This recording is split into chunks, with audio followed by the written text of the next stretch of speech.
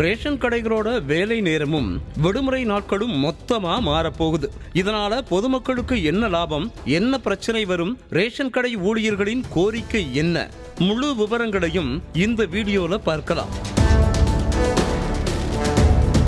சென்னை மற்றும் காஞ்சிபுரத்தில் இருக்கிற ரேஷன் கடைகள் காலையில 8:30 மணி முதல் மதியம் 12:30 மணி வரையும், மதியம் 3 மணி முதல் இரவு 7 மணி வரையும் இயங்கிக்கிட்டு இருக்கு.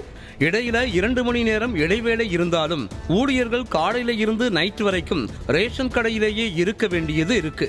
இதனால அவங்களுக்கு கடுமையான மன உளைச்சலும் சோர்வும் ஏற்படுதுன்னு தமிழ்நாடு அரசு ரேஷன் கடை பணியாளர் சங்கம் கவலை தெரிவிச்சிருக்காங்க. இதனால கூட்டுறவு சங்கங்களின் பதிவாளருக்கு ஊழியர்கள் சங்கம் ஒரு மனுவை வழங்கியிருக்காங்க.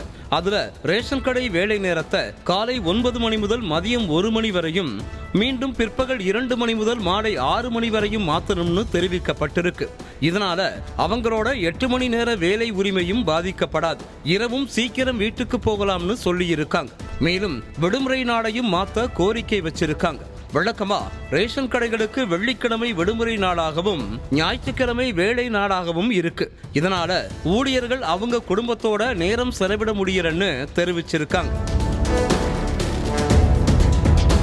அதனால ஞாயிற்றுக்கிழமையை அதிகாரப்பூர்வ விடுப்பு நாளா மாத்தணும்னு தெரிவிச்சிருக்காங்க. அதுக்கு மாற்றா மாசத்தோட முதல் 2 வெள்ளிக்கிழமை வேலை நாளாகவும் அடுத்த 2 வெள்ளிக்கிழமை விடுமுறை நாளாகவும் வச்சுக்கலாம்னு தெரிவிச்சிருக்காங்க.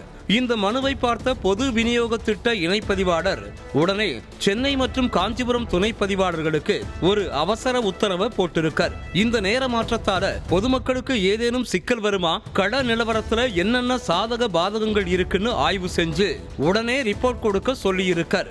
அந்த ரிப்போர்ட் வந்ததும் புதிய டைமிங் பத்தின அதிகாரப்பூர்வ அறிவிப்பு சீக்கிரமே வெளியாகும்னு எதிர்பார்க்கப்படுது.